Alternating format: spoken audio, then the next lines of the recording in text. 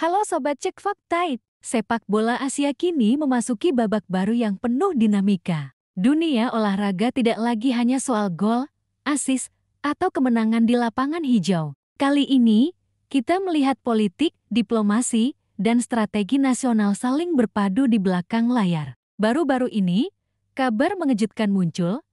7 negara kuat Asia resmi bergabung dalam Uni AFC baru, sebuah federasi alternatif yang dibentuk sebagai respons terhadap ketidakadilan dan ketimpangan di AFC lama. Namun, Malaysia memilih tetap setia di AFC lama, dan Federasi Sepak Bola Malaysia FA menegaskan, "Sari, kami loyal."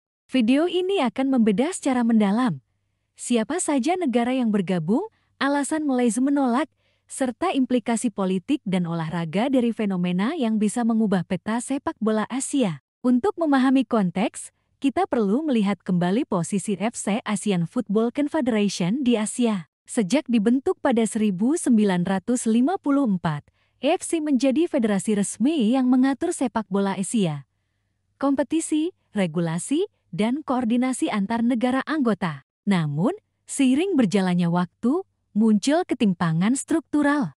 Negara-negara Timur Tengah yang memiliki sumber dana finansial besar mulai mendominasi keputusan penting di AFC. Sementara itu, negara-negara Asia Timur, termasuk Jepang, Korea Selatan, China, dan Australia, merasa suara mereka sering diabaikan. Distribusi dana pembangunan, jadwal kompetisi, dan hak siar sering tidak berpihak pada kawasan Asia Timur. Krisis ini memuncak setelah pernyataan kontroversial salah satu pejabat AFC yang menyebut Asia Timur miskin dan lemah dalam investasi sepak bola. Komentar ini menimbulkan kemarahan luar biasa di kawasan tersebut. Negara-negara dengan sejarah dan prestasi sepak bola kuat merasa diremehkan. Menanggapi ketidakadilan tersebut, beberapa negara Asia Timur dan Asia Tenggara mulai membahas kemungkinan pembentukan federasi alternatif, Uni AFC baru. Diskusi awal dilakukan secara tertutup antara pimpinan Federasi Nasional Jepang, Korea Selatan, China, Thailand, Vietnam, Australia, dan Arab Saudi. Tujuan mereka jelas, menciptakan platform yang lebih adil, transparan, dan memberikan kesempatan setara bagi semua anggota. Uni AFC baru tidak dimaksudkan untuk memecah AFC lama, tetapi sebagai jawaban terhadap dominasi beberapa negara tertentu dan ketimpangan yang sudah lama terjadi. Negara-negara yang terlibat sepakat bahwa federasi baru ini harus memastikan distribusi dana yang merata, menjamin suara setiap negara anggota dalam pengambilan keputusan, menyusun regulasi kompetisi yang lebih adil bagi semua tim nasional dan klub. Langkah ini menandai babak baru dalam sejarah sepak bola Asia. Diplomasi olahraga mulai bercampur dengan politik regional secara nyata. Menurut sumber terpercaya, 7 negara yang resmi bergabung dengan Uni AFC baru adalah Jepang, Korea Selatan, China, Australia, Thailand, Vietnam, Arab Saudi. Negara-negara ini memiliki alasan strategis. Mereka merasa selama ini kurang dihargai di AFC lama, meskipun memiliki prestasi dan investasi besar di sepak bola. Jepang dan Korea Selatan menekankan pentingnya meret dan keadilan kompetisi. China ingin memperkuat posisi regionalnya melalui liga profesional dan pemain muda. Australia fokus pada stabilitas regulasi dan kesempatan klub ikut kompetisi internasional. Negara Asia Tenggara seperti Thailand dan Vietnam ingin memastikan pengembangan pemain muda dan liga domestik tidak terhambat oleh keputusan AFC lama. Arab Saudi ingin mengimbangi dominasi finansial beberapa negara Timur Tengah dan memajukan sepak bola regional secara adil. Di tengah proses pembentukan Uni AFC baru, Malaysia mengambil keputusan berbeda. Federasi Sepak Bola Malaysia FA menegaskan loyalitasnya terhadap AFC lama. Dalam pernyataan resmi, FA menyebut, "Kami menghormati keputusan negara lain, tapi kami memilih tetap setia. AFC lama adalah rumah kami, dan kami percaya pada sistem yang ada." Alasan Malaysia cukup kompleks. Hubungan historis dengan AFC lama sudah panjang. Malaysia menilai masih ada keuntungan finansial dan kompetisi yang stabil di AFC lama. Pergantian federasi berpotensi menimbulkan ketidakpastian bagi klub dan tim nasional Malaysia. Keputusan ini memunculkan dinamika baru. Malaysia berada di posisi isolasi relatif, sementara 7 negara lain bergerak maju dengan federasi alternatif. Pembentukan Uni AFC baru memiliki implikasi besar. Distribusi dana. Negara-negara Uni AFC baru akan menerima dukungan lebih merata, sementara AFC lama mungkin kehilangan sebagian pengaruh finansial, hak siar dan sponsorship. Klub dan federasi di Uni AFC baru bisa menegosiasikan hak siar dengan lebih leluasa. Kompetisi regional. Dualisme federasi bisa memunculkan konflik jadwal turnamen, termasuk kualifikasi Piala Dunia dan Piala Asia. Pengaruh politik.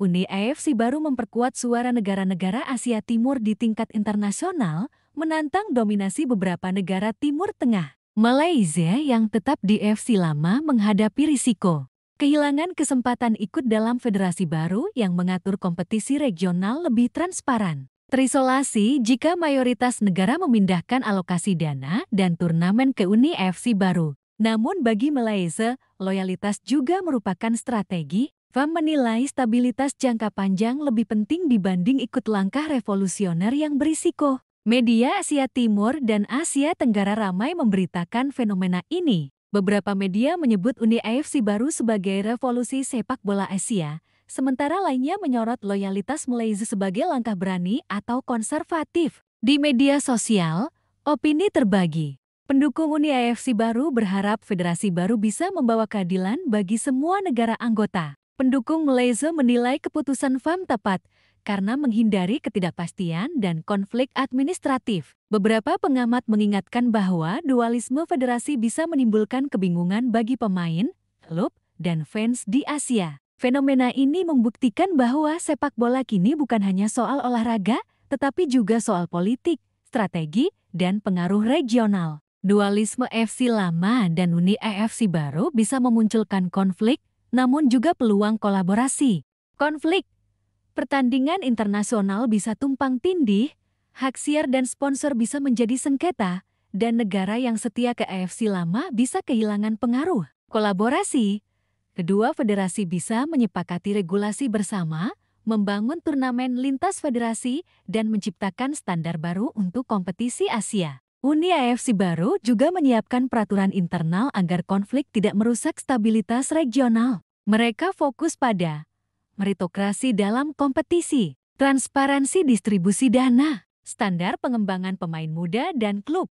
Malaysia tetap menunggu perkembangan dan menjaga hubungan diplomatik karena setiap langkah harus sejalan dengan kebijakan AFC lama dan FIFA. Dalam jangka panjang, fenomena ini bisa mengubah peta sepak bola Asia. Peningkatan kompetisi, Uni AFC baru bisa mendorong persaingan yang lebih sehat antar klub dan tim nasional. Pengembangan infrastruktur. Negara anggota baru lebih fokus pada akademi pemain muda, stadion, dan liga profesional. Reformasi AFC lama. Tekanan dari Uni AFC baru bisa memaksa AFC lama melakukan reformasi, meningkatkan transparansi dan distribusi dana. Posisi Malaysia. Malaysia tetap memiliki posisi strategis di AFC lama, namun harus berhati-hati agar tidak kehilangan relevansi. Secara keseluruhan, dualisme federasi bisa menjadi peluang sekaligus tantangan bagi seluruh benua. Negara-negara Asia Tenggara, termasuk Indonesia, harus memperhatikan dinamika ini. Pentingnya mengamankan suara di federasi regional agar keputusan tidak merugikan negara. Diplomasi olahraga sama pentingnya dengan strategi di lapangan. Stabilitas jangka panjang lebih penting dibanding langkah instan yang berisiko konflik. Dengan belajar dari fenomena Uni AFC baru dan keputusan Malaysia, negara-negara lain bisa merumuskan strategi untuk memperkuat posisi di federasi regional, menjamin keadilan bagi pemain dan klub, menghindari ketegangan politik yang bisa mengganggu perkembangan sepak bola domestik. Kisah Uni AFC baru dan keputusan Malaysia adalah contoh nyata bahwa sepak bola tidak bisa dipisahkan dari politik dan strategi nasional. 4 negara dan 3 negara lainnya yang bergabung menegaskan pentingnya keseimbangan kekuatan dan transparansi. Malaysia menunjukkan bahwa loyalitas dan stabilitas juga memiliki nilai strategis. Bagi kita, pelajaran penting adalah sepak bola bukan sekadar olahraga, tetapi ring diplomasi, ambisi, dan perencanaan jangka panjang. Setiap keputusan di tingkat federasi bisa berdampak pada pemain, klub, fans, dan prestasi negara selama bertahun-tahun. Sobat Cek Fakta, Itulah kisah lengkap tentang 7 negara Asia resmi bergabung Uni AFC baru, sementara Malaysia tetap setia di AFC lama. Dunia sepak bola Asia kini memasuki era baru, di mana politik, diplomasi, dan strategi nasional saling bersinggungan di balik layar. Jangan lupa like, share, dan subscribe channel Cek Fakta untuk terus mengikuti analisis mendalam, investigasi sepak bola, dan fakta olahraga Asia yang jarang dibahas media lain. Karena di sini, kita bukan hanya menonton sepak bola, tapi memahami ceritanya sampai tuntas.